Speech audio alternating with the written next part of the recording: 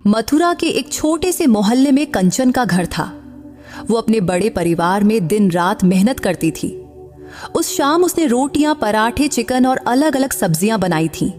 पापड़ भी तल लिए थे। फिर कुछ बर्तन धोने बाकी थे जो उसने हाथ में ले ली थी।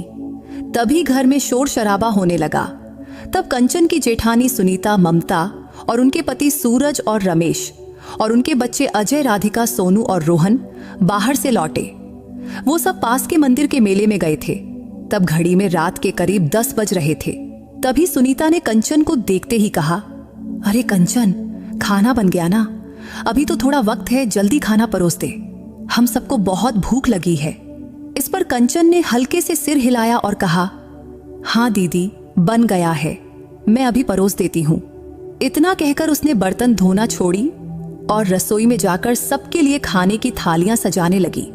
फिर एक एक करके उसने सबको खाना परोसा। तब उसे भी भूख लगी थी, लेकिन कंचन ने सोचा कि पहले सबके खाने का इंतजाम कर ले, फिर वो खुद खाएगी, क्योंकि आखिर परिवार की जिम्मेदारी उस पर थी। तब खाना खाने के बाद कंचन की जेठानी ममता ने कहा, सुनो कंचन, हम सब बहुत थक गए हैं, अब सोने जा रहे हैं। फिर एक एक करके सब अपने कमरे में चले गए। फिर कंचन ने बचे हुए बर्तन और थालियां धोनी शुरू की। जब सब कुछ निपट गया तो उसकी भूख और बढ़ गई, तो वो रसोई में गई और एक थाली ली और थोड़ी सी बची हुई सब्जी और कुछ रोटी निकाली। तब उसने सोचा था कि कुछ चिकन भी ले लेगी, लेकिन पतीले में चिकन तो दूर की बात, चिकन का रस भी खत्म हो चुका था। तब जो थोड़ा सा सब्जी बचा था, उसी से उसने अपनी थाली सजाई और खाने बैठ गई। तभी ममता फिर से रसोई में आई और बोली, अरे कंचन, घर की सारी बत्तियां जल रही है और तू यहाँ क्या कर रही है? इस पर कंचन ने जवाब दिया, मैं खाना खा रही हूँ दीदी। इस पर ममता ने ताने भरे लहजे में कहा, अरे अभी तक तेरा खाना बाकी है, कितना खाती है तू? चल अब बत्तियां बंद कर दे। इस पर कंचन ने कहा, हाँ दीदी, अभी कर देती हूँ। तब वो खाने की थाली छोड़कर उठी, सारी बत्तियां बंद की और झाड़ू लगाकर घर समेट लिया। तब ममता की बातों ने उसकी भूख को जैसे मार दिया था, इसलिए उसने खाने की थाली ढक दी और अपने कमरे में जाकर लेट गई। लेकिन रात भर भूख की वजह से उसे नींद नहीं आई, क्योंकि पेट में कुछ गया ही नहीं था। इसलिए वो करवटें बदलती रही, लेकिन उसे सुकून न मिला। अगली सुबह कंचन की आंख देर से खुली। तब घड़ी में सुबह के 7:15 हो चुके थे। तो वो हड़बड़ाकर उठी और जल्दी से नल की ओर भागी, क्योंकि मथुरा में सुबह 6:30 से 7:30 बजे तक ही नल में पानी आता था। तब देर होने की वजह से 15 मिनट में ही पानी बंद हो गया, जिसके कारण न कुछ बर्तन धुले, न पानी की टंकी भरी। तो अब कंचन का दिल घबराने लगा। तभी घर में बाकी लोग भी उठने लगे। उधर सुनीता और ममता ने देखा कि अभी तक पानी नहीं भरा गया है। तो सुनीता गुस्से में कंचन के पास आई और बोली, क्या कंचन, पानी क्यों नहीं भरा तूने? तू दिन रात क्या करती है? रात को तो मजे में सोती रही होगी और सुबह भी नींद नहीं खुली। अब हम सब क्या करें बता? तभी ममता ने भी ताना मारा, सारा दिन घर में रहती है, फिर भी एक काम नहीं होता इससे। तभी घर के बाकी लोग भी इकट्ठा हो गए और कंचन को सुनाने लगे। सब कहने लगे कि वो कितनी कामचोर है। तब कंचन को बहुत बुरा लग रहा था, लेकिन उसने किसी को उल्टा जवाब नहीं दिया, बल्कि वो चुपचाप अपने काम में लग गई। तब उसने रसोई में जाकर खाना बनाया और सबको परोसा। लेकिन सुबह पानी न भरने की बात उसे बार बार कचोट रही थी। इसलिए कंचन मन ही मन सोच रही थी, अगर सुनील आज जिंदा होते तो शायद मुझे ये सब न सुनना पड़ता। इतना काम करने के बाद भी ये लोग मुझे ताने मारते हैं। उसका जीवन दुखों से भरा था। उसे लगता था कि कोई उसे समझता ही नहीं, सब बस उससे काम करवाते हैं और उसे काम चोर समझते हैं, क्योंकि उन्हें लगता था कि कंचन इस घर में बेकार है। लेकिन कंचन सोचती थी, ये मेरा भी घर है, मेरे पति सुनील का घर। लेकिन अब जब वो इस दुनिया में नहीं है तो मैं इनके लिए बोझ बन गई हूँ। तब दिन ब दिन ये ताने बढ़ते जा रहे थे। एक दिन दोपहर को अचानक राधिका, जो सुनीता की बेटी थी, वह जोर जोर से चिल्लाने लगी, मेरे गहने गायब हैं। तब उसकी आवाज सुनकर सारा परिवार हॉल में इकट्ठा हो गया। फिर सबने राधिका से पूछा, क्या हुआ? तो राधिका ने रोते हुए कहा, मैंने अपने गहने अलमारी में रखे थे, लेकिन अब वो वहां नहीं है, किसी ने चुरा लिए हैं। सूरज, जो राधिका का पिता था, उसने कहा, अरे बेटा, अच्छे से देख, कहीं वहीं होंगे। इतना कहकर उन्होंने खुद अलमारी खोली और गहने खोजे, लेकिन गहने नहीं मिले। तभी राधिका और जोर से रोने लगी, मेरे गहने चोरी हो गए, अब सबके कमरे और अलमारी खोजो, जिसने चुराए होंगे उसी के पास मिलेंगे। इस पर उसके पिता सूरज ने सबके कमरे और अलमारियां खोजना शुरू किया।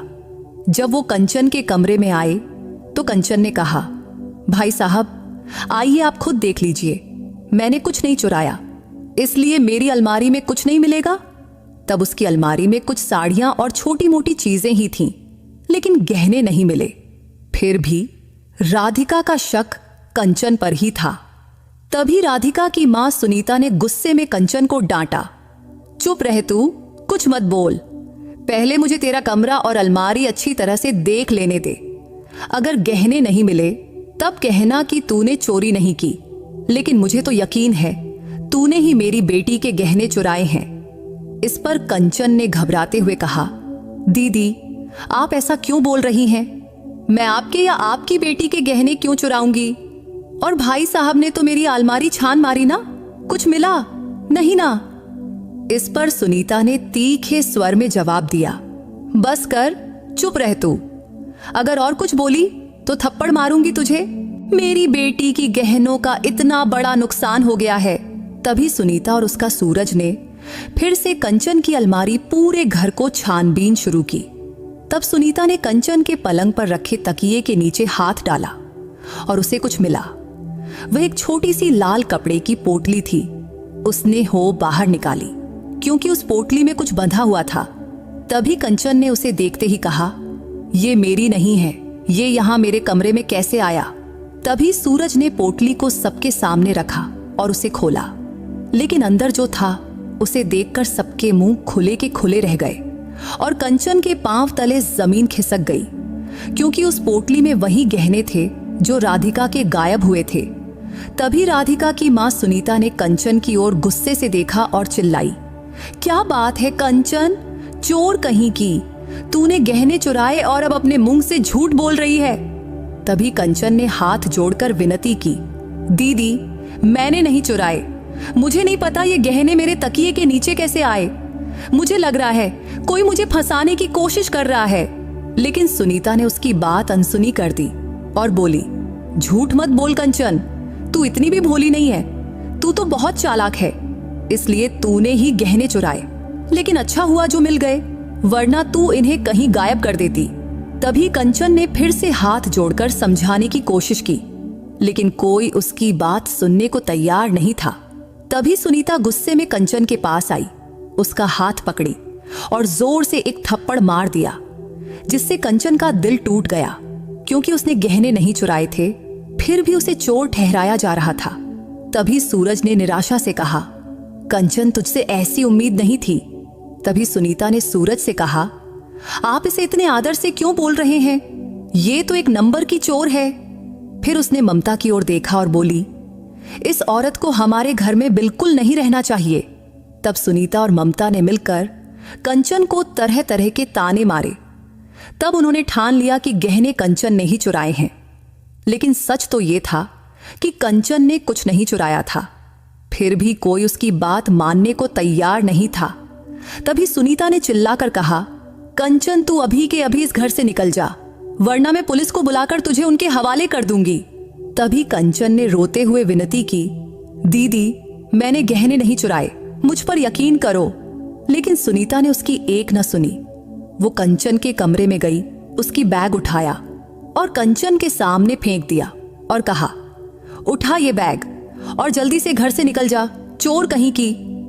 इस पर कंचन ने रोते हुए कहा, दीदी, इस घर को छोड़कर मैं कहां जाऊं, बताओ तो। इस पर सुनीता ने कड़क आवाज में जवाब दिया, हमें क्या पता, तू एक नंबर की चोर है, इसलिए हमारे घर में तू बिल्कुल नहीं रहेगी। अगर तू 5 मिनट से ज्यादा रुकी तो मैं पुलिस बुला लूंगी। इतना कहकर सुनीता ने कंचन का हाथ पकड़ा और उसे खींचते हुए घर के बाहर ले आई। तभी बाहर मोहल्ले के लोग जमा होने लगे। फिर सुनीता ने कंचन का बैग लेकर उसके पांव के पास फेंक दिया तब कंचन को कुछ समझ नहीं आ रहा था कि वो क्या करे। तब आसपास के लोग तमाशा देख रहे थे, लेकिन कोई भी उसकी मदद के लिए आगे नहीं आया, न ही किसी ने उसके पक्ष में एक शब्द बोला। तभी सुनीता ने फिर से चिल्लाकर कहा, कंचन जल्दी निकल जा यहाँ से, अपना काला मुंह मत दिखा, वरना तेरा सिर मुड़वाकर तुझे घर से भगा दूंगी। तब कंचन को अब साफ समझ आ गया कि ये लोग उसे इस घर में नहीं रखना चाहते। शायद इसीलिए उन्होंने ये सारा ड्रामा रचा था। तब वो बेबस थी, उसके पास कोई सबूत भी नहीं था, इसलिए तब घर छोड़ने के सिवा उसके पास कोई और रास्ता नहीं बचा था। इसलिए उसने रोते हुए जमीन पर पड़ा अपना बैग उठाया और वहां से चुपचाप चल दी। तब उसके मोहल्ले के लोग अपने घरों के दरवाजों पर खड़े होकर उसका तमाशा देख रहे थे, लेकिन कंचन चुपचाप चलते चलते गांव के बाहर आ गई। मथुरा का वो गांव छोटा सा था, लेकिन कंचन का मन अब सुन्नी हो चुका था। उसकी आंखों से आंसू थम नहीं रहे थे, क्योंकि उसने कभी नहीं सोचा था कि उसकी जिंदगी में ऐसा दिन भी आएगा। और तो और उसके मोहल्ले वालों को भी उस पर जरा भी दया नहीं आई। लेकिन अब उसे कहाँ जाना है, क्या करना है, किसी को इसकी परवाह नहीं थी। तब वो सुनसान रास्ते पर चल रही थी। तभी पीछे से किसी ने आवाज दिया, कंचन रुक जा। तभी कंचन ने पलटकर देखा तो वो रत्ना काकी थीं, जो उसी गली में रहती थीं। उनका स्वभाव बहुत अच्छा था। उन्हें देखकर कंचन रुक गई। तभी रत्ना काकी उसके पास आईं, तो कंचन ने रोते हुए उन्हें सारी बात बताई। तो रत्ना काकी ने दुखी होकर कहा, कंचन मुझे बहुत बुरा लग रहा है, इन लोगों ने तेरे साथ बहुत गलत किया, लेकिन मैं तेरी कोई मदद नहीं कर पाई, इसके लिए मुझे माफ कर दे। तभी कंचन ने रोते हुए कहा, काकी मैं अब कहाँ जाऊं, कुछ समझ नहीं आ रहा। तभी रत्ना काकी ने अपनी कमर से कुछ पैसे निकाले और कंचन को थमाए और बोली, ये पैसे रख ले बेटी, तेरे काम आएंगे। लेकिन कंचन ने मना किया, नहीं काकी मैं ये नहीं ले सकती। तब रत्ना काकी ने जोर देकर कहा, रख ले कंचन, मैं बस इतनी ही मदद कर सकती हूं तेरी। तब उनकी आंखों में कंचन के लिए दया साफ दिख रही थी, तो कंचन ने पैसे ले लिए। तभी रत्ना काकी ने उसके सिर पर प्यार से हाथ फेरी और बोली, बेटी भगवान जब एक रास्ता बंद करता है तो दूसरा रास्ता खोल देता है, इसलिए हिम्मत रख, भगवान जरूर तेरी मदद करेगा। फिर रत्ना काकी ने कंचन को प्यार से देखा और कहा, बेटी मुझे नहीं पता तू अब कहाँ जाएगी, लेकिन मेरी दुआएं तेरे साथ हैं। ये मेरा मोबाइल नंबर ले ले, 5 दिन बाद मुझे फोन करना। इतना कहकर उन्होंने कंचन को एक कागज थमाया। तब उनकी आंखों में भी आंसू थे। फिर उन्होंने कंचन का हाथ छोड़ा और चुपचाप चली गई। और फिर कंचन भारी कदमों से आगे बढ़ गई। फिर वो धीरे धीरे चलते हुए सड़क पर पहुंच गई। सड़क पर ढेर सारी गाड़ियां आ जा रही थीं, तो उसने कुछ गाड़ियों को रुकने का इशारा किया, लेकिन कोई नहीं रुका। तब काफी देर तक वो सड़क किनारे खड़ी रही। आखिर में एक बस आई, तो कंचन ने हाथ दिखाया और बस रुक गई। फिर वो बस में चढ़ी। उस बस में कई सीटें खाली थीं, तो कंचन ने खिड़की के पास वाली सीट पर जाकर बैठ गई। तभी बस आगे बढ़ी। फिर काफी देर बाद बस जयपुर पहुंचने से पहले बगरू के एक छोटे से बस स्टैंड पर बस रुकी। फिर रास्ते में कई और स्टॉप आए। हर स्टॉप पर कुछ लोग उतरते, कुछ चढ़ते, लेकिन कंचन को समझ नहीं आ रहा था कि वो कहाँ उतरे। आखिर में बस गुलाबी नगरी के सिंधी कैंप बस स्टैंड पर आकर रुक गई। वहां कंडक्टर और ड्राइवर भी उतर गए। अब बस में कोई नहीं बचा था, बस कंचन अकेली थी। तो उसने अपना बैग उठाया और नीचे उतर गई। वो बस स्टैंड बहुत बड़ा था। बड़े बड़े अक्षरों में लिखा था, Sindhi camp bus stand Jaipur. तो कंचन उस बस स्टैंड के एक बेंच पर जाकर बैठ गई। तब शाम हो रही थी। आसपास लोग इधर उधर आ जा रहे थे। तब उसे भूख और प्यास दोनों लग रही थी। तभी उसे पास ही पानी का नल दिखा, तो वो वहां गई और पानी पी और फिर वापस उसी बेंच पर आकर बैठ गई। पूरे शाम वो उसी बेंच पर बैठी रही। जब रात होने को आई तो अब उसका मन भारी हो चुका था, क्योंकि अब उसे भूख बर्दाश्त नहीं हो रही थी। तो वो बस स्टैंड से थोड़ा बाहर निकली, जहां एक छोले भटूरे की ठेला लगी थी। तो उसने 30 रुपये का छोले भटूरे लिया। तब कुछ लोग उस ठेले के पास खड़े होकर खा रहे थे। तो कंचन थोड़ा हटकर पास के एक बेंच पर जाकर बैठ गई और छोले भटूरे खाई। फिर वो वापस उसी बस स्टैंड पर आकर उसी बेंच पर बैठ गई। तब गाड़ियां आती जाती रहीं और लोग इधर उधर आते जाते रहे, लेकिन कंचन बस वहीं बैठी रही। तब वहीं बैठे बैठे उसकी शाम गुजर गई और रात हो गई, और अब रात के 10 बज गए थे, लेकिन कंचन उसी बेंच पर बैठी थी। उसका बैग उसके हाथों में रखा था। फिर धीरे धीरे रात गहरी होने लगी और उस बस स्टैंड पर भीड़ कम हो गई, लेकिन कंचन अभी भी वहीं बैठी रही। लेकिन अब उसे नींद आने लगी थी, तो उसने उसी बेंच पर अपने सिराने बैग रखकर सो गई। तब गाड़ियों के हॉर्न से कभी कभी उसकी नींद टूट जाती, लेकिन फिर वो दोबारा सो जाती। अब बस स्टैंड पर भीड़ कम हो गई थी और लोग अब कभी कभी आ जा रहे थे। ऐसे ही वो रात बीत गई और सुबह हो गई। सुबह कंचन उसी नल के पास गई और मुंह पर पानी डाली। अब उसे कुछ समझ नहीं आ रहा था कि अब क्या करे, तो वो उसी बस स्टैंड पर इधर उधर टहलने लगी। तब सुबह होते ही फिर से भीड़ बढ़ने लगी, लेकिन कंचन वहीं उसी बेंच पर बैठी रही। फिर सारा दिन यही सिलसिला चला। तब भूख लगने पर वो बाहर जाकर छोले भटूरे खा लेती। फिर अगली रात भी उसने उसी बस स्टैंड के बेंच पर ही काटी। इसके बाद भी अगला 1 सप्ताह यही रूटीन रहा।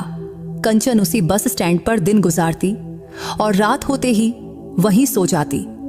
तब उसके बैग में कुछ सामान और 3-4 साड़ियां थीं, तो वो बीच बीच में अपनी साड़ी बदल लेती। फिर सुबह जब भीड़ कम होती, वो नल के पास जाकर जल्दी जल्दी अपनी साड़ी धो लेती। फिर रात को जब भीड़ कम हो जाती, वो कोने में जाकर जैसे तैसे नहा लेती। तब अपनी हालत पर उसे बहुत रोना आता, लेकिन कुछ समझ नहीं आ रहा था कि क्या करे। ऐसे ही उस बस स्टैंड पर 10 दिन बीत गए और अब उसके पास रत्ना काकी के दिए पैसे भी खत्म होने लगे थे। लेकिन अब उसे कुछ न कुछ करना था, वरना हालत और खराब हो जाती।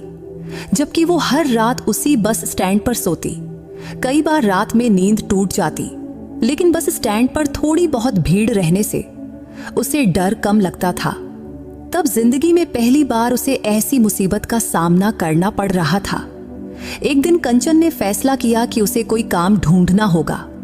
ये सोचकर एक सुबह वो अपना बैग लेकर बस स्टैंड से बाहर निकली और इधर उधर टहलने लगी। वहां आसपास कुछ जगहों पर कंस्ट्रक्शन का काम चल रहा था, तो उसने वहां काम करने वाले मजदूरों से पूछा, क्या मुझे यहाँ कोई काम मिल सकता है? लेकिन वहां के लोग उससे मना कर देते। फिर एक जगह उसे बड़ी सी बिल्डिंग बनती दिखी और वहां कुछ औरतें भी काम कर रही थीं। तो कंचन उनके पास गई और बोली, दीदी, क्या मुझे भी यहाँ कोई काम मिल सकता है? इस पर वो औरतें उसे देखने लगी। थोड़ी देर बाद उनमें से एक औरत बोली, हाँ, शायद मिल सकता है, लेकिन हम जो काम करते हैं, ईंटें ढोना, सीमेंट भरना, बालू ढोना, वो तुझे जमेगा क्या? इस पर कंचन ने हिम्मत से कहा, हाँ दीदी, मैं कर लूंगी। इस पर उस औरत ने कहा, रुक जा, मैं अपने ठेकेदार से बात करती हूँ। इतना कहकर वो थोड़ा दूर गई जहां उसका सामान रखा था। वहां उसने एक थैले से मोबाइल निकाला, नंबर डायल किया और ठेकेदार से बात करने लगी। तब उसने अपने ठेकेदार से कंचन की हालत के बारे में बताया।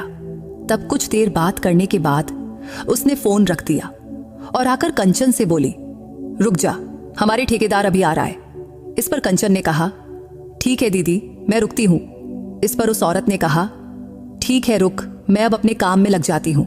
फिर वो अपने काम में लग गई और कंचन वहीं पास के एक पत्थर पर बैठकर इंतजार करने लगी। थोड़ी देर बाद एक आदमी मोटरसाइकिल पर आया और उन औरतों के पास आकर रुका। तभी उस औरत ने तुरंत कंचन की ओर इशारा किया और उसे अपने पास बुलाया। तो कंचन उनके पास जाकर खड़ी हो गई। तभी उस औरत ने उस आदमी से कहा, साहब, ये वही औरत है जिसे काम चाहिए। उस आदमी ने पहले कंचन को ऊपर से नीचे तक देखा, फिर उसने पूछा, तुम्हारा नाम क्या है? इस पर कंचन ने जवाब दिया, साहब, मेरा नाम कंचन है। तब उस आदमी के नजरों से कंचन को थोड़ा अटपटा लगा, लेकिन फिर भी वो चुपचाप खड़ी रही, नजरें इधर उधर घुमाते हुए। तभी उस आदमी ने कहा, ठीक है, इन औरतों के साथ तुम्हें भी काम मिल सकता है, लेकिन अगर तुमने थोड़ा बहुत पढ़ा लिखा होगा तो तुम्हें और भी अच्छा काम मिल सकता है। इसलिए बताओ कितना पढ़ी हो? इस पर कंचन ने जवाब दिया, साहब, मैंने ग्रेजुएशन तक पढ़ाई की है, इसलिए पढ़ना लिखना हिसाब किताब सब आता है। इस पर उस आदमी ने पूछा, अच्छा तो फिर मेरे ऑफिस में काम करोगी, अच्छा पगार भी मिलेगा, चलेगा ना तुम्हें? इस पर कंचन ने हिम्मत से कहा, हाँ साहब चलेगा, बल्कि आपका बहुत एहसान होगा मुझ पर।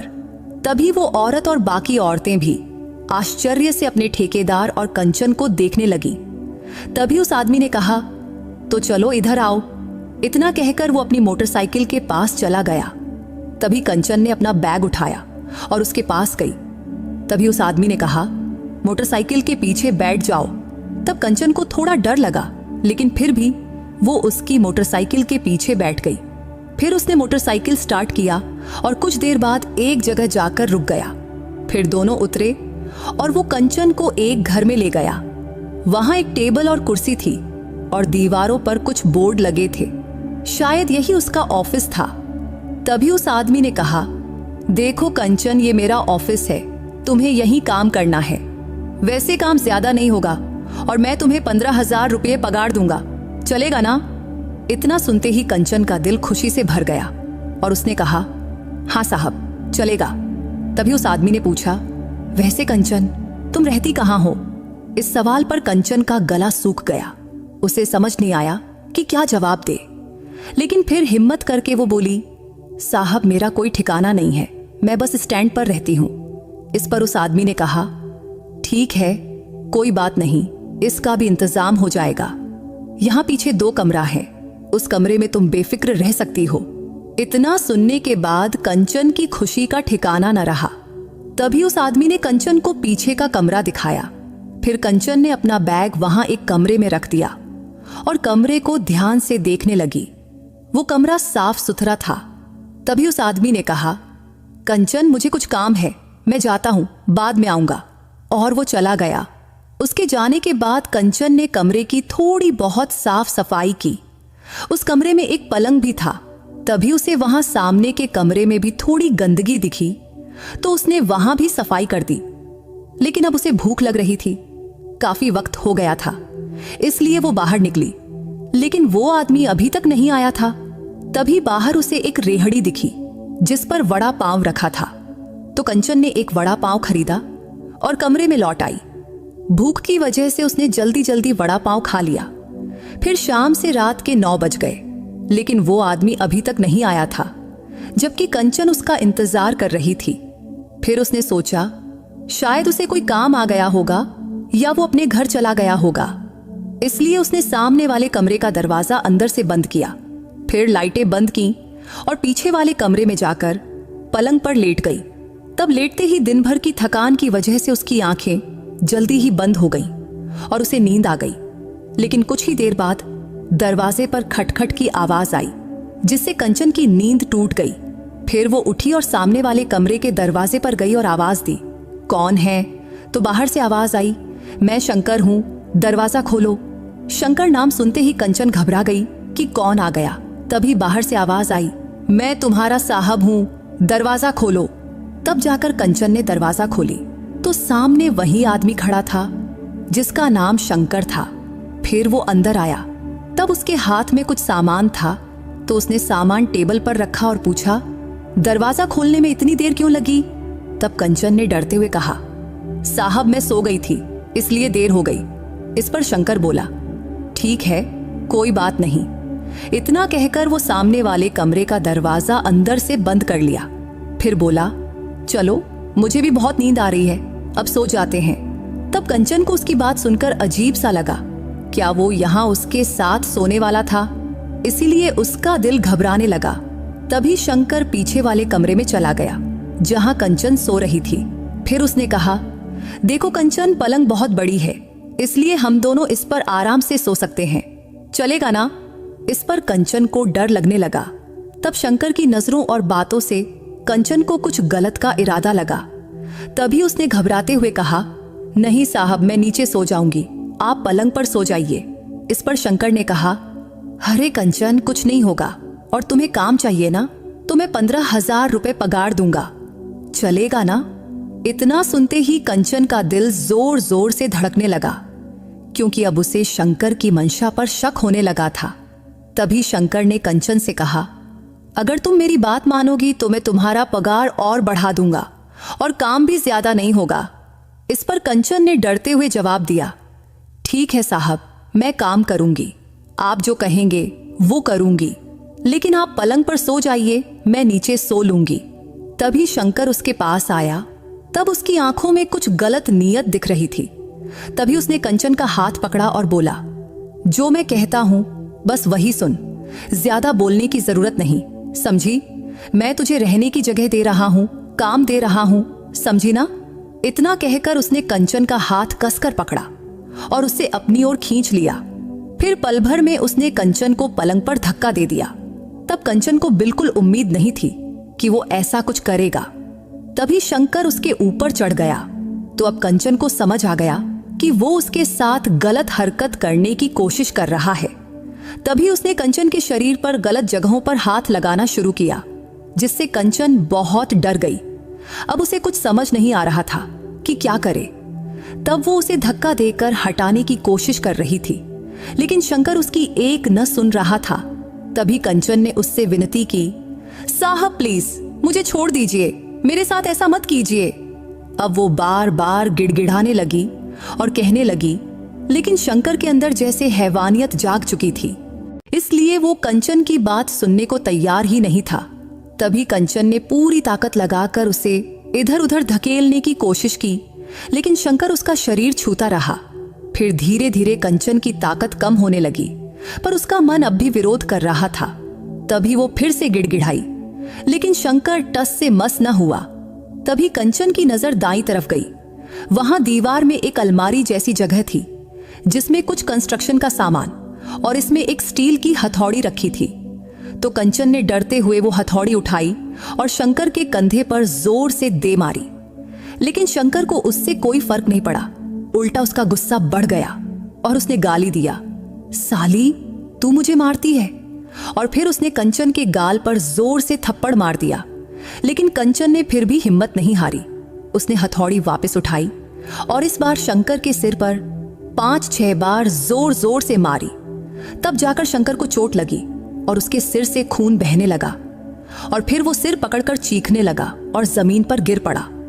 यह देखकर कंचन घबरा गई, लेकिन उसने तुरंत ही अपना बैग उठाया और सामने वाले कमरे का दरवाजा खोली और अपनी चप्पल पहनी और वहां से भाग निकली। तब कुछ देर तक वो दौड़ती रही। फिर उसने देखा कि आसपास कुछ लोग उसे घूर रहे हैं, तो वो दौड़ना बंद करके तेजी से चलने लगी और चलते चलते वो मेन रोड पर पहुंच गई। वहां बसें और रिक्शे आ जा रही थी। तो कंचन ने वहां एक बस पकड़ी जो रेलवे स्टेशन जा रही थी। तब बस में बैठकर वो थोड़ा शांत होने की कोशिश करने लगी। हालांकि उसे अभी भी बहुत डर लग रहा था, जिससे उसका पसीना छूट रहा था। तब आसपास के लोग उसे देख रहे थे, तो उसने अपने माथे का पसीना पोंछा और मन को तसल्ली दी। तभी थोड़ी देर बाद बस एक स्टॉप पर रुकी। वहां से रेलवे स्टेशन पास ही था। अब बस का आखिरी पड़ाव था, तो सारे यात्री उतर गए। फिर कंचन भी उतर गई। वहां आसपास ढेर सारी दुकानें और बसें थीं। तब वो वहां से चक्कर रेलवे स्टेशन पर पहुंच गई और स्टेशन पर घड़ी देखी तो रात के 11 बज चुके थे। तभी कंचन ने अपने बैग को कसकर पकड़ा और बैठने की जगह ढूंढने लगी। वैसे स्टेशन के एक प्लेटफॉर्म पर कई बेंच थे, लेकिन वहां बहुत सन्नाटा था, जिससे उसे डर लगा। इसलिए वो टिकट काउंटर वाले इलाके में गई। वहां सीमेंट की बेंच बनी थी, तो कंचन एक बेंच पर जाकर बैठ गई। वहां आसपास ढेर सारे यात्री बैठे थे। वहां कुछ लोग अपनी जगह संभाल कर सोने की तैयारी कर रहे थे। ये देखकर कंचन को समझ आ गया कि ये लोग रात यहीं बिताने वाले हैं, इसलिए वो भी अपना बैग संभाल कर बैठी रही। लेकिन जो कुछ हुआ उसे याद करके उसका दिल डर से कांप रहा था।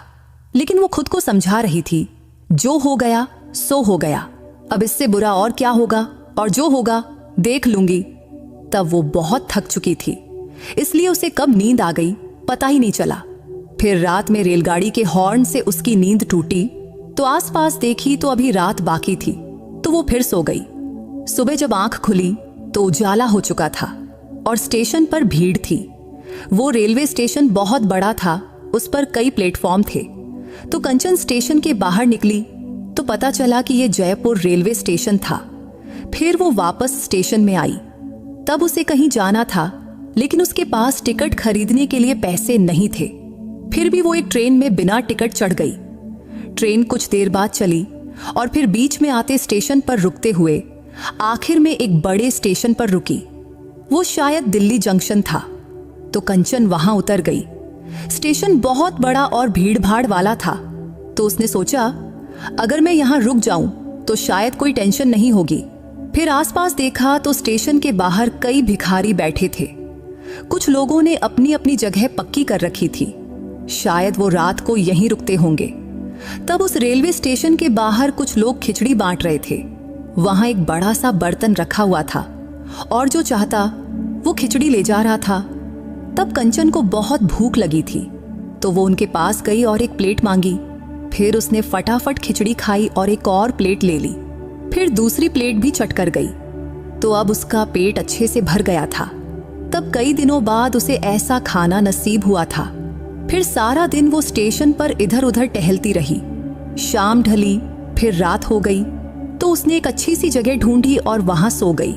फिर अगले 7-8 दिन उसने उसी रेलवे स्टेशन पर ही बिताई। इस बीच उसकी तबीयत भी खराब हो गई थी, तो वो पास की मेडिकल दुकान पर गई और दवा ली। तब दवा से उसे कुछ राहत मिली, लेकिन उसके मन में एक चिंता बार बार सताती थी, आगे क्या होगा। और उस ठेकेदार शंकर का चेहरा उसके आंखों के सामने घूमता रहता, जिसने उसे काम देने का वादा किया था, लेकिन रात को उसके साथ गलत हरकत करने की कोशिश किया। तब कंचन ने डरकर उसके सिर पर बोतल मार दी थी और उसके सिर से खून बहने लगा था। तो क्या वो मर गया होगा? ये सवाल उसे बार बार परेशान कर रहा था। तभी उसे अपने मायके की याद आने लगी, लेकिन मायके जाने से कुछ हासिल नहीं होने वाला था, इसलिए उसने मायके जाने की कोशिश भी नहीं की। एक दिन वो स्टेशन की बेंच पर बैठी थी, तभी एक ट्रेन आई और उसमें से ढेर सारे यात्री उतरे। उनमें एक औरत थी जो उतरते ही कंचन को जानी पहचानी सी लगी। दरअसल वो रत्ना काकी जैसी दिख रही थी, तो उन्हें देखकर कंचन को रत्ना काकी की याद आ गई और साथ ही ससुराल वालों की सारी बुराइयां भी याद आ गई, जिसके कारण उसकी आंखों से आंसू बहने लगे। लेकिन तब रत्ना काकी की याद ने उसके मन को थोड़ा सुकून दिया। वैसे रत्ना काकी ने उसे कहा था 5 दिन बाद मुझे फोन करना, तो अब कंचन ने सोचा वो मेरी क्या मदद करेंगी, लेकिन फिर भी एक फोन करके देखने में क्या हर्ज है। ये सोचकर उसने अपना बैग खोली और रत्ना काकी का दिया हुआ नंबर निकाली। फिर वो स्टेशन की एक दुकान पर गई जहां फोन करने की सुविधा थी। फिर उसने रत्ना काकी के नंबर पर फोन लगाया। काफी देर तक फोन बजता रहा, लेकिन किसी ने नहीं उठाया। शायद रत्ना काकी कहीं बाहर गई होंगी। तो थोड़ी देर बाद कंचन ने फिर फोन लगाया। इस बार फोन उठा और दूसरी तरफ से आवाज आई, हेलो। तब वो रत्ना काकी की आवाज थी, जिसे सुनकर कंचन के दिल को जैसे ठंडक मिली। तभी उसने धीमे से कहा, हेलो काकी, मैं कंचन बोल रही हूं। इस पर रत्ना काकी ने प्यार से पूछा, अरे बेटी, तू कैसी है और कहां है? इस पर कंचन ने जवाब दिया, काकी मैं ठीक हूं और अभी दिल्ली के रेलवे स्टेशन पर हूं। इस पर रत्ना काकी बोली, अच्छा, तबीयत कैसी है तेरी? तो कंचन ने जवाब दिया, ठीक है काकी, आप कैसी हैं? इस पर रत्ना काकी बोली, मैं भी ठीक हूं कंचन, वैसे तू कहां रह रही है? इस पर कंचन ने उदास स्वर में कहा, काकी आपसे क्या छुपाना, मैं अभी रेलवे स्टेशन पर ही सो रही हूं। अभी तक मुझे कोई ठिकाना नहीं मिला जहां मैं चैन से रह सकूं। इस पर रत्ना काकी ने कहा, अच्छा हुआ तूने फोन किया बेटी, मैं तेरे ही फोन का इंतजार कर रही थी। तब रत्ना काकी आगे कुछ बोल पाती, उससे पहले कंचन बोल पड़ी, एक बात पूछूं काके, मेरे जेठ जेठानी और ससुराल वालों का क्या हाल है? उन्होंने मेरा कुछ पता लगाने की कोशिश किया? इस पर रत्ना काकी चुप हो गई। तब कुछ देर सन्नाटा रहा, जिससे कंचन को समझ आ गया कि उसके ससुराल वालों ने उसकी कोई परवाह नहीं की। फिर उसने और कुछ नहीं पूछा। तभी रत्ना काकी ने पूछा, कंचन तू दिल्ली में है ना? वहां मेरा एक दूर का रिश्तेदार रहता है। पिछले 4-5 साल से उससे बात नहीं हुई है, लेकिन मैं उसे फोन करके पूछती हूँ, इसलिए तू मुझे आधे घंटे बाद फिर फोन करना। इस पर कंचन ने कहा, ठीक है काकी, और फोन काट दिया। फिर वो अगले 30 मिनट तक इंतजार करती रही। फिर उसने दोबारा रत्ना काकी को फोन लगाया तो रत्ना काकी ने कहा, सॉरी बेटी, ज्यादा ही वक्त लग गया, लेकिन मैंने उससे बात की, वो अभी दिल्ली में ही रहता है, इसलिए वो तेरी मदद कर सकता है। वो अच्छा इंसान है, मुझे यकीन है वो तेरी कुछ ना कुछ मदद जरूर करेगा। वैसे मैंने उसे बता दिया कि तू रेलवे स्टेशन पर है, वो 10-15 में वहां पहुंचेगा, इसलिए तू बता उसे कहां मिलेगी। इस पर कंचन ने कहा, काकी, यहां रेलवे स्टेशन के बाहर दिलावर नाम का एक होटल है, मैं वहां बाहर पीली साड़ी पहनकर खड़ी रहूंगी। इस पर रत्ना काकी बोली, ठीक है कंचन, मैं उसे बता देती हूं, वैसे उसका नाम ललित है, तू वहीं खड़ी रहना। इतना कहकर रत्ना काकी ने फोन काट दिया। फिर कंचन दिलावर होटल के पास पहुंची। वहां एक कुर्सी पड़ी थी, तो वो उस पर बैठ गई और ललित का इंतजार करने लगी। तब उसकी नजर सड़क पर ही टिकी थी। तब करीब 10 मिनट के इंतजार के बाद उसे लगा कि ललित किसी भी वक्त आ सकता है। तभी एक ऑटो आकर वहां रुकी और उसमें से एक आदमी उतरा और ऑटो वाले को पैसे दिया, और तभी उसने कंचन की ओर देखा और कहा, चलो मेरे पीछे आओ। तब ललित कंचन को लेकर एक गली में गया। वहां कई छोटी छोटी कोठरियां थीं। फिर वो एक घर के सामने जाकर रुका। घर के सामने 2 सीढ़ियां थीं।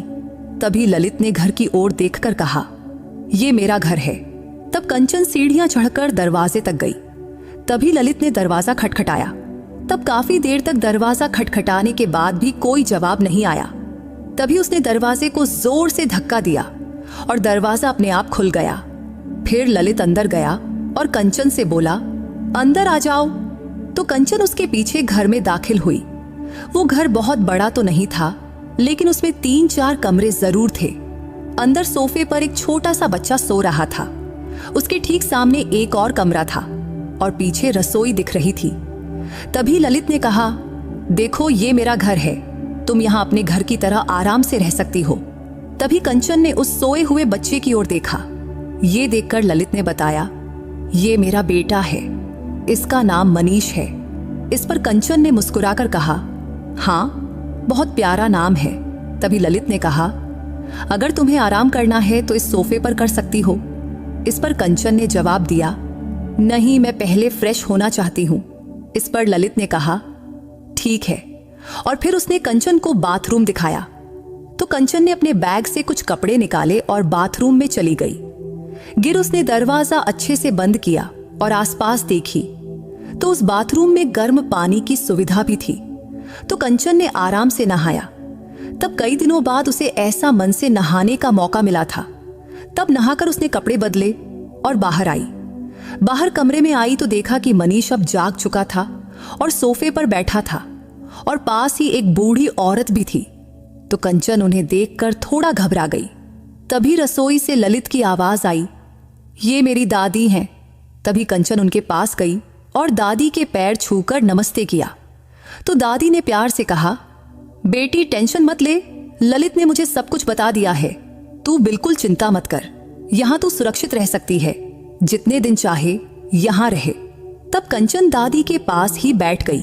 फिर दादी ने बताया कि सोफे पर बैठा बच्चा उनका पोता मनीष है। तब वो अपने मोबाइल में कोई गेम खेल रहा था। तो कंचन ने पूछा, दादी, मनीष की माँ कहाँ है? इस पर दादी चुप हो गई। तब उनके चेहरे पर दुख साफ दिख रहा था, लेकिन फिर धीमे से बोली, उसकी माँ चली गई किसी और के साथ भागकर। ये सुनकर कंचन को बुरा लगा। तब मनीष मोबाइल में गेम खेलने में मस्त था। तभी ललित ने कहा, रुको, तुम्हारे लिए चाय लाता हूं। इस पर कंचन ने मना किया, लेकिन ललित ने उसकी एक नहीं सुना और रसोई में चला गया। फिर थोड़ी देर बाद वो 3 कप चाय लेकर आया। 1 कप दादी को दिया और दूसरा कंचन को और एक खुद लिया। वो चाय बहुत स्वादिष्ट थी।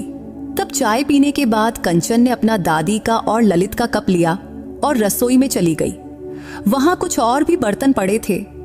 तभी ललित उसके पीछे आया और बोला, अरे ये क्या कर रही हो? मैं बर्तन धो दूंगा, रहने दो। इस पर कंचन ने कहा, आप रहने दीजिए, मैं धो देती हूं। लेकिन ललित ने जिद किया, नहीं नहीं, मैं धोता हूं। इतना कहकर उसने सारे बर्तन लिया और धोने लगा। तब कंचन भी वहीं बैठ गई और उसकी मदद करने लगी। तब ललित बर्तन मांजने लगा और कंचन उस बर्तन को अच्छे पानी से साफ करके उन्हें ठीक से रखने लगी। फिर थोड़ी देर बाद वो दादी के पास गई और बोली, दादी, मैं आपके घर में रह रही हूं, तो आपको कोई तकलीफ तो नहीं है ना? इस पर दादी ने प्यार से कहा, अरे बेटी, इसमें कैसी दिक्कत? अगर तेरे जैसे मुसीबत में पड़े लोगों का साथ कोई न दे तो इस दुनिया में इंसानियत कहां बचेगी? अभी भी कुछ अच्छे लोग हैं जो दूसरों का दुख देखकर दुखी होते हैं। अगर सब निर्दयी हो जाएं तो ये दुनिया कैसे चलेगी बेटी?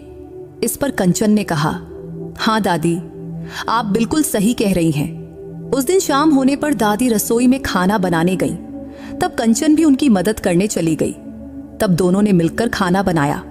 फिर सबने साथ बैठकर खाना खाया। खाने के बाद दादी ने कंचन को अपनी पलंग पर उनके साथ सोने को कहा। उनका पलंग बड़ी थी तो दोनों आराम से सो गईं। तब कई महीनों बाद कंचन को इतनी सुकून की नींद मिली थी। अगली सुबह उठकर उसने पहले नहाया और फिर घर के सारे काम खुद करने लगी, क्योंकि तब उसे समझ आया कि घर में दादी बूढ़ी हैं और ललित बाहर काम पर जाता है। तब शायद उन्हें घर संभालने के लिए किसी की जरूरत थी और तब कंचन को भी रहने के लिए एक अच्छी जगह चाहिए थी। इसलिए उसने सोचा, अगर मैं घर के सारे काम अच्छे से संभाल लूं तो शायद ये लोग मुझे बिना हिचक रहने देंगे। बस फिर क्या था, कंचन ने मन लगाकर घर के सारे काम करने लगी। वैसे कंचन अपने ससुराल में ढेर सारे काम करती थी, लेकिन ललित के घर में काम बहुत कम था। ऊपर से दादी और ललित उसके साथ बहुत अच्छा व्यवहार करते थे। हालांकि ललित का बेटा मनीष वो थोड़ा कम बोलता था, लेकिन धीरे धीरे वो भी कंचन से घुलने मिलने लगा। वैसे ललित रोज सुबह काम पर जाता और शाम 6 बजे घर लौटता था और उसका बेटा मनीष तीसरी कक्षा में पढ़ता था, तो सुबह सुबह ही उसका टिफिन तैयार करके उसे स्कूल भेजना पड़ता था। फिर दोपहर 2 बजे वो स्कूल से लौटता था और फिर ट्यूशन चला जाता था। इसके बाद भी जब भी कंचन को समय मिलता वो मनीष को पढ़ने में मदद करती। इस तरह दिन बीतते गए, मगर ललित कंचन के साथ हमेशा बहुत आदर और सम्मान से पेश आता था। उसने कभी उसे ये एहसास नहीं होने दिया कि वो उसे रहने की जगह देकर कोई एहसान कर रहे हैं। उसकी दादी भी बहुत समझदार थी, लेकिन कंचन के मन में हमेशा एक सवाल रहता, आगे क्या होगा? तब वो अपने हर दिन को जैसे तैसे जी रही थी। वैसे कंचन ने धीरे धीरे घर के सारे काम संभाल लिए थे, लेकिन एक दिन मनीष ने बाहर जाने की जिद किया। तब ललित कुछ देर पहले ही काम से लौटा था, तो उसने कहा, मनीष, तू कंचन के साथ चला जा। लेकिन मनीष ने जिद किया, नहीं पापा, मुझे आपके साथ ही जाना है। इस पर ललित की दादी ने हंसते हुए कहा, अरे ललित, बच्चा इतना कह रहा है तो चले जाओ ना, फिर खाने के वक्त तक लौट आना। तब आखिरकार ललित मान गया। फिर दादी ने कंचन से कहा, कंचन, तू भी इनके साथ चली जा। इस पर कंचन थोड़ी हिचकिचाई, नहीं दादी, रहने दीजिए। लेकिन दादी और ललित ने बहुत जिद किया। तब ललित बोला, अरे कंचन, चलो ना, 3 महीने हो गए तुम घर से बाहर ही नहीं निकली हो, चलो थोड़ा बाहर घूमकर आते हैं। तब ना चाहते हुए भी कंचन को हाँ कहना पड़ा। इस शाम 6:15 पर तीनों घर से निकले और पास के गार्डन में गए। गार्डन में जाते ही मनीष स्लाइड और दूसरे खेल के सामानों के साथ मस्ती करने लगा।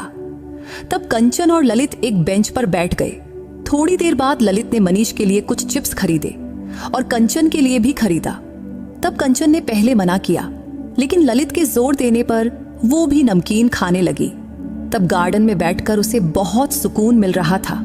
तब ललित के साथ रहकर उसे एक अजीब सी खुशी भी महसूस हो रही थी।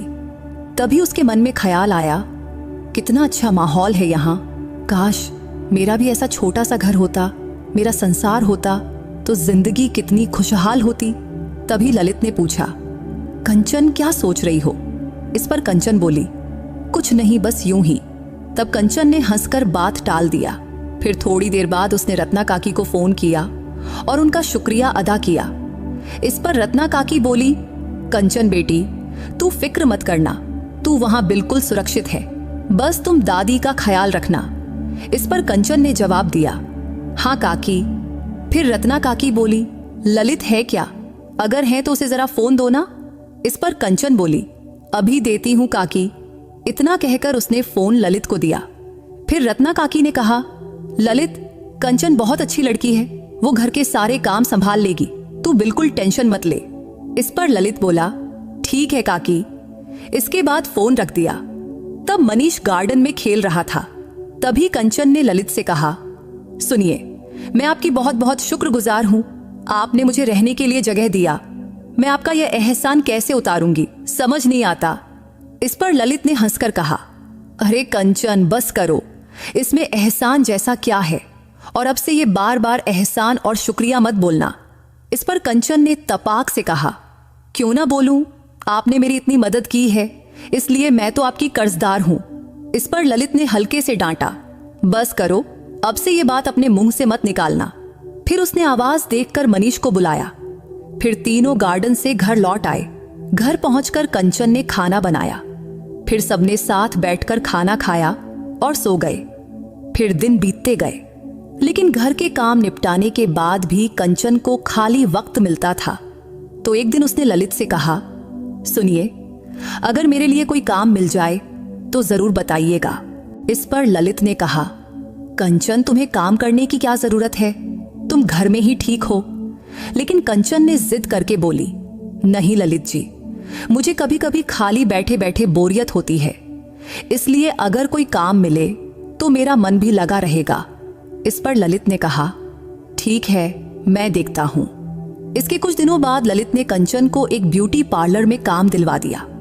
वहां उसे 3-4 घंटे काम करना होता था और बदले में 12,000 रुपये पगार मिलता था।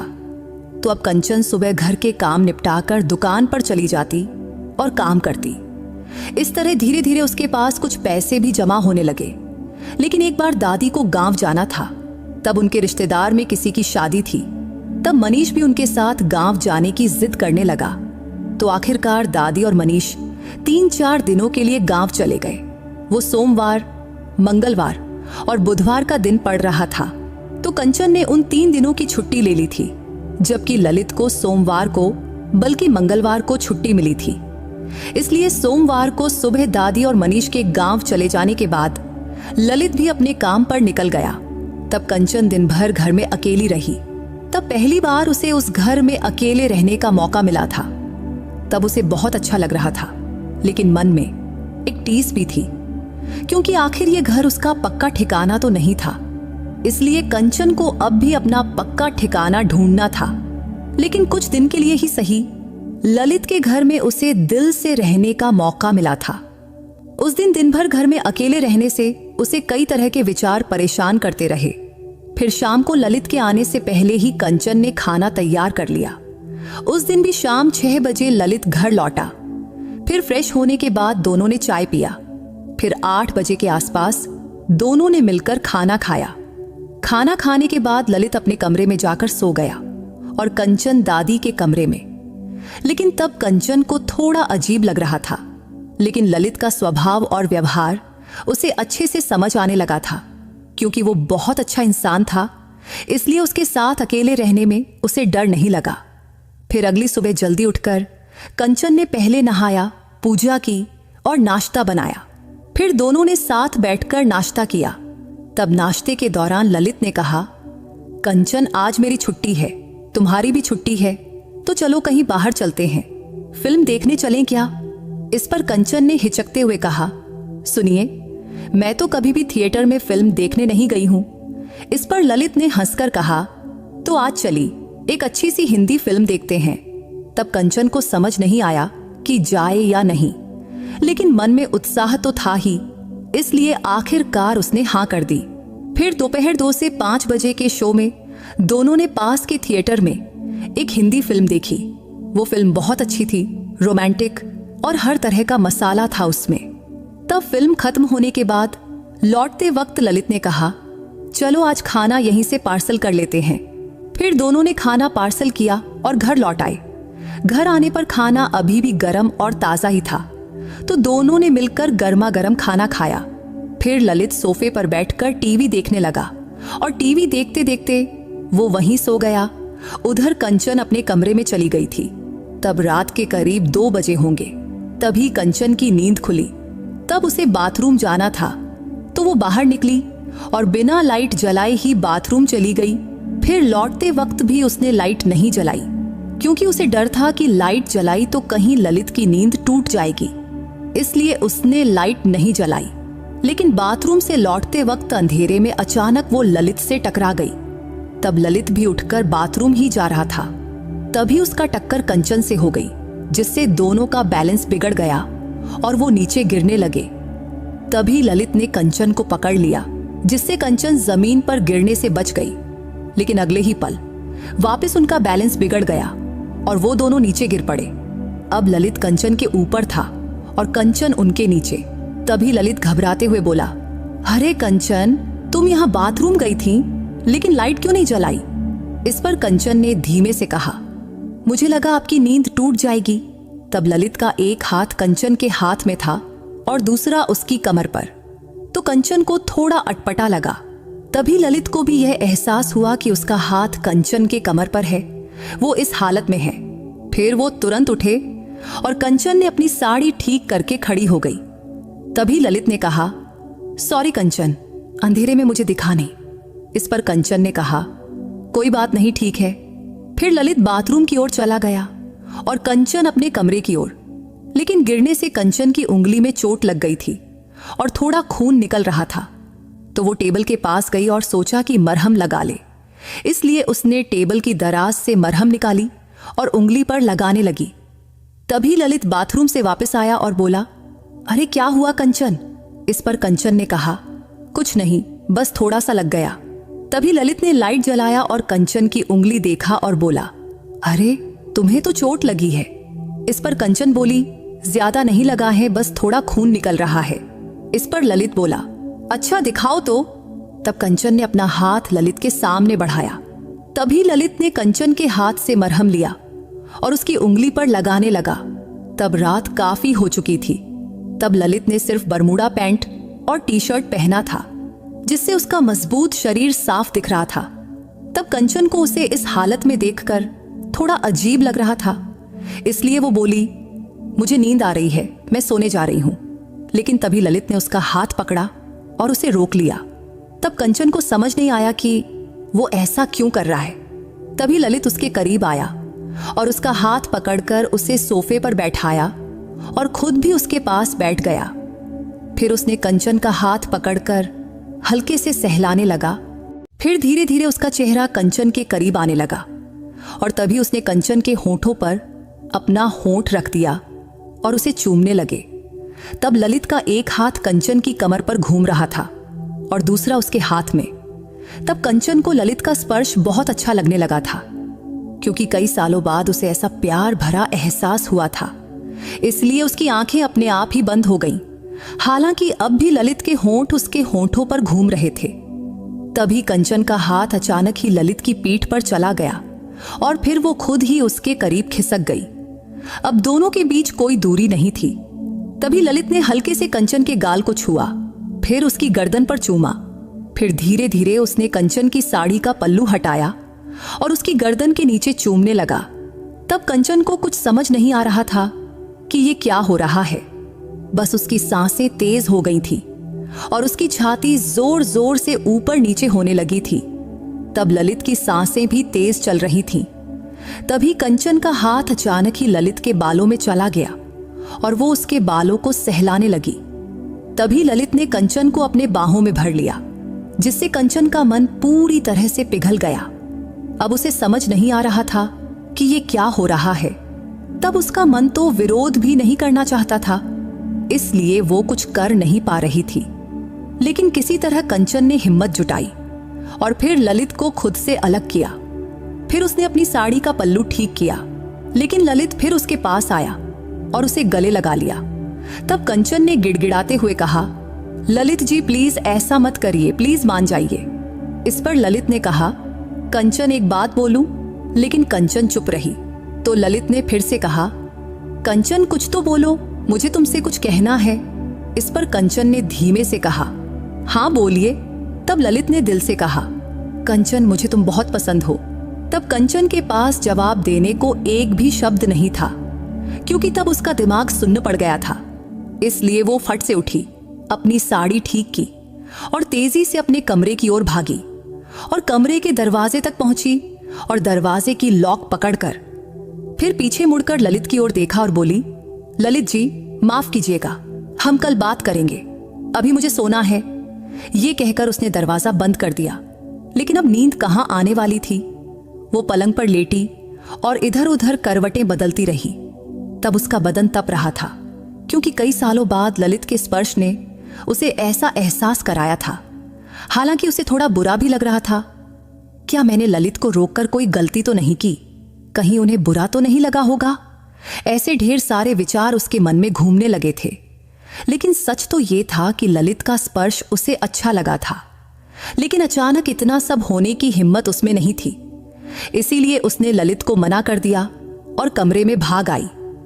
लेकिन अब बिस्तर पर करवटें बदलते हुए एक पल को उसे लगा कि अभी के अभी दरवाजा खोल दे और ललित के पास चली जाए और खुद को उनके हवाले कर दे, क्योंकि उसका शरीर भी अब उसके काबू में नहीं था। लेकिन वो किसी तरह खुद पर काबू पाने की कोशिश कर रही थी। इसलिए काफी देर तक उसका मन उलझन में पड़ा रहा। फिर धीरे धीरे वो शांत हुई और सो गई। सुबह जब आंख खुली तो पूरा उजाला हो चुका था। फिर उसने कमरे का दरवाजा खोला और देखा तो ललित अभी भी सोफे पर सो रहा था। तो पहले कंचन ने नहाया और फिर उसे जगाया। फिर ललित ने भी नहाया। तब तक कंचन ने नाश्ता बना लिया। फिर दोनों ने चुपचाप नाश्ता किया। अब कोई कुछ बोल नहीं रहा था। नाश्ते के बाद कंचन ने ललित का टिफिन पैक किया और उसके हाथ में दे दिया। फिर वो अपने काम पर निकल गया। उसके जाने के बाद उस दिन भी कंचन दिन भर घर पर अकेली ही बैठी रही। फिर तीसरा दिन भी ऐसा ही गुजरा। चौथे दिन सुबह नाश्ते के बाद ललित अपना टिफिन लेकर काम पर चल गया। उसके जाने के बाद कंचन भी 9:30 बजे अपनी दुकान पर चली गई। उस दिन शाम को जब वो घर लौटी तो देखी कि दादी और मनीष गांव से वापस आ चुके थे। फिर दिन बीतते गए। कंचन अब अपनी दुकान पर मन लगाकर काम करने लगी थी। ललित, दादी और मनीष उसके साथ बहुत प्यार से पेश आते थे। लेकिन ललित और कंचन के बीच अब बातचीत थोड़ी कम हो गई थी। अब कंचन के मन में कहीं ना कहीं लगता था कि ललित उसे पसंद करने लगा है, और सच कहें तो वो भी उसे पसंद करने लगी थी। लेकिन हालात इतने आसान नहीं थे कि वो अपने दिल की बात एक दूसरे से कह सके। वैसे ललित ने उसे अपने घर में रहने की जगह दिया था, इसलिए कंचन को अपनी मर्यादा में रहना था। शायद इसीलिए उस रात उसने ललित को अपने करीब नहीं आने दिया। वैसे कंचन अपनी दुकान पर बहुत मेहनत से काम करती थी और उसकी मेहनत रंग भी लाई और उसे वहां अच्छा काम मिलने लगा, जिससे उसका पगार भी बढ़कर 20,000 रुपये महीना हो गया। फिर धीरे धीरे उसके पास और अच्छे खासे पैसे जमा होने लगे। तो ललित ने उसका बैंक में खाता भी खुलवा दिया और फिर उसके सारे पैसे बैंक में जमा होने लगे। एक दिन रत्ना काकी का फोन आया। उन्होंने ललित से कहा, मैं दिल्ली आना चाहती हूँ। इस पर ललित ने खुशी से कहा, अरे काकी, बहुत दिन हो गए, आप हमारे घर कब नहीं आई, अब तो आ जाइए। तब रतन काकी ने उसका आग्रह मान लिया और 3 दिन बाद वो दिल्ली पहुंच गई। तब उन्हें देखकर ललित बहुत खुश हुआ। फिर जब रत्ना काकी घर में आई तो उन्होंने कंचन को देखते ही गले से लगा लिया। तब कंचन उनकी गले से लगकर खूब रोई।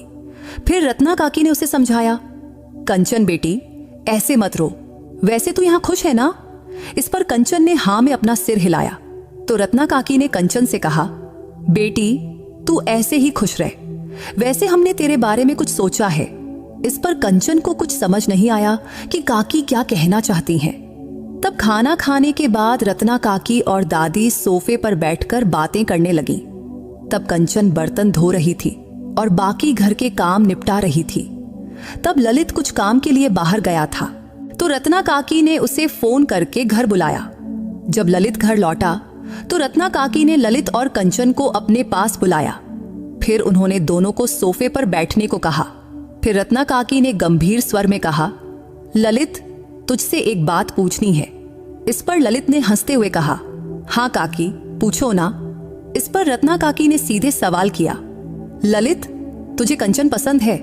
इस पर सवाल पर ललित चुप हो गया, कुछ बोला ही नहीं। तभी रत्ना काकी ने फिर से पूछा, अरे ललित, बता ना, तुझे कंचन पसंद है कि नहीं? अब की बार ललित थोड़ा शर्मा गया और बोला, काकी, ये क्या कह रही हो? मुझे कुछ समझ नहीं आया। तभी रत्ना काकी ने प्यार से समझाया, ललित, ध्यान से सुनो, तुम दोनों जवान हो और कंचन को भी एक साथी की जरूरत है, तो मैंने और तुम्हारी दादी ने सोचा है कि तुम दोनों को एक साथ क्यों ना लाया जाए। लेकिन ये तभी होगा जब तुम दोनों की रजामंदी होगी। इसमें किसी पर कोई जबरदस्ती नहीं है। फिर रत्ना काकी ने आगे कहा, ललित, तेरी पहली बीवी किसी और के साथ भाग गई थी, इसलिए हम किसी पर जोर नहीं डालेंगे। हम बस तुम दोनों की राय जानना चाहते हैं। और कंचन, मैं तुझ पर भी कभी जबरदस्ती नहीं करूंगी, इसलिए बता तेरा क्या ख्याल है। इतना सुनते ही कंचन का दिमाग सुन्न हो गया। तब उसे समझ ही नहीं आया कि क्या जवाब दे। तभी रत्ना काकी ने फिर से कहा, कंचन, ललित बहुत अच्छा लड़का है, मुझे यकीन है वो तुझे हमेशा खुश और सुखी रखेगा। इसके ललित शर्माकर इधर उधर देखने लगे। तब कंचन को भी बहुत शर्मिंदगी महसूस हुई। फिर उसने धीमे से कहा, रत्ना काकी, आप जो फैसला करेंगी वो मुझे मंजूर होगा। हालांकि तब रत्ना काकी की बात सुनकर कंचन का मन उलझन में पड़ गया, इसलिए इतना कहकर वो चुपचाप अपने कमरे में चली गई। उसके जाने के बाद ललित भी बाहर चला गया। तब उसकी दादी और रत्ना काकी आपस में बातें करती रहीं, लेकिन उधर कंचन के मन में हलचल मची हुई थी कि क्या वो ललित के साथ अपना नया जीवन शुरू कर सकती है। क्या ये सही होगा? ऐसे कई सवाल उसके मन में बार बार उठ रहे थे। अगले दिन सुबह कंचन ने नहा धोकर पूजा की और नाश्ता बनाया। फिर ललित, दादी, मनीष और रत्ना काकी सब साथ बैठकर नाश्ता करने लगे। तब माहौल थोड़ा गंभीर था, लेकिन अब ललित और कंचन एक दूसरे की ओर देखकर भी नजरें चुरा रहे थे। तब नाश्ते के बाद रत्ना काकी ने कंचन को पास बुलाया और कहा, बेटी, तूने कल कहा था कि हमें जो फैसला मंजूर हो वो तुझे मंजूर होगा, लेकिन मैं फिर से पूछ रही हूं बेटी, इसलिए तू अपने दिल की बात बता। इस पर कंचन ने शर्माते हुए कहा, काकी, मुझे ललित जी बहुत अच्छे लगते हैं, लेकिन मुझे डर है कि कहीं ये फैसला गलत ना हो। तभी दादी ने कंचन का हाथ पकड़ा और प्यार से कहा, बेटी, तूने और ललित ने जिंदगी में बहुत दुख देखे हैं, इसलिए तुम दोनों एक दूसरे का साथ देकर अपनी जिंदगी को एक नया मौका दे सकते हो, और मनीष को भी तेरी जैसी एक मां की जरूरत है। तभी ललित ने धीमे स्वर में कहा, कंचन, मैं वादा करता हूं मैं तुम्हें हमेशा खुश रखूंगा, तुम्हें और मनीष को कभी कोई कमी नहीं होने दूंगा। यह सुनकर कंचन की आंखें नम हो गईं। फिर उसने धीरे से सिर हिलाया और कहा, ठीक है, मुझे आप सबकी बात मंजूर है। इतना सुनते ही रत्ना काकी और दादी की आंखों में चमक आ गई। तभी रत्ना काकी ने कहा, बस फिर तो बात पक्की है। अब हम सब मिलकर तुम दोनों की नई शुरुआत की तैयारी करेंगे। इसके बाद अगले कुछ दिनों में घर में खुशी का माहौल बन गया। रत्ना काकी ने अपने गांव से कुछ रिश्तेदारों को बुलाया और दादी ने पड़ोसियों को खबर दी। फिर ललित और कंचन की सगाई एक छोटे से समारोह में हुई। तब कंचन ने लाल जोड़े में सजकर नई दुल्हन की तरह शर्माई और ललित ने उसे देखकर मुस्कुराते हुए कहा, कंचन, तुम आज बहुत सुंदर लग रही हो। तब मनीष भी बहुत खुश था। तब वो पहली बार कंचन को मम्मी कहकर बुलाया, जिसे सुनकर कंचन की आंखें भर आई। फिर शादी का दिन आया तो दिल्ली के एक छोटे से मंदिर में सादगी से शादी हुई। तब रत्ना काकी, दादी, मनीष और कुछ करीबी रिश्तेदार वहां मौजूद थे। उनके और पंडित जी की मौजूदगी में ललित ने कंचन को मंगलसूत्र पहनाया और फिर ललित ने उसके माथे पर सिंदूर लगाया। फिर दोनों ने एक दूसरे के साथ जीने मरने की कस्में खाईं। शादी के बाद कंचन ने अपनी दुकान का काम और घर की जिम्मेदारियां बखूबी संभाल ली। उसके पास अब 20,000 रुपये की तनख्वाह थी और वो अपने बैंक खाते में पैसे जमा करती थी।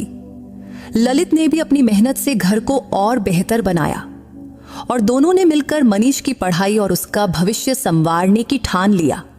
अब दादी की तबीयत भी पहले से बेहतर हो गई थी, क्योंकि कंचन उनकी हर छोटी बड़ी जरूरत का ध्यान रखती थी। अब रत्ना काकी अक्सर दिल्ली आती और कंचन को देखकर कहती, बेटी, तूने इस घर को स्वर्ग बना दिया। शादी के 1 साल बाद कंचन और ललित को एक प्यारी सी बेटी हुई, तो उन्होंने उसका नाम खुशी रखा। मनीष अपनी छोटी बहन से बहुत प्यार करता था। घर में अब हंसी खुशी का माहौल था और कंचन का वो पुराना दर्द जो सुनील के जाने के बाद उसे सताता था, अब धीरे धीरे धुंधला हो गया, क्योंकि अब उसे ललित, मनीष, खुशी और दादी के साथ एक पूरा परिवार मिल गया था। एक दिन शाम को कंचन और ललित गार्डन में टहल रहे थे। तब मनीष और खुशी पास में ही खेल रहे थे। तभी कंचन ने ललित का हाथ थामा और कहा, सुनिए, आपने मुझे नई जिंदगी दी है, इसलिए मैं आपकी और इस परिवार की हमेशा शुक्रगुजार रहूंगी। इस पर ललित ने मुस्कुराकर कहा, कंचन, ये शुक्रिया मत बोलो, क्योंकि ये परिवार तुम बिना अधूरा था। तुमने ही इसे पूरा किया है। इतना सुनकर कंचन की आंखें भर आईं। उसने ललित का हाथ कसकर पकड़ लिया और एक हल्की मुस्कान के साथ उसके सीने से लग गई। उधर मनीष और खुशी खेलते खेलते उनकी तरफ देखने लगे, मानो समझ रहे हों कि अब उनका परिवार सचमुच पूरा हो चुका है। इसी एहसास के साथ शाम की ठंडी हवा बह रही थी और कहानी यहीं खत्म हो गई। तो दोस्तों, कंचन की जिंदगी ने आखिरकार एक सुखद मोड़ ले लिया और उसने अपने दुखों को पीछे छोड़कर एक नया खुशहाल संसार बसा लिया। तो ये कहानी हमें यही सिखाती है कि मेहनत, प्यार और विश्वास से जिंदगी की हर मुश्किल को पार किया जा सकता है। तो दोस्तों, अगर आपको कंचन और ललित की ये कहानी पसंद आई हो तो इस वीडियो को लाइक और चैनल को सब्सक्राइब करना मत भूलना। फिर किसी नई कहानी में मुलाकात होगी। बाय।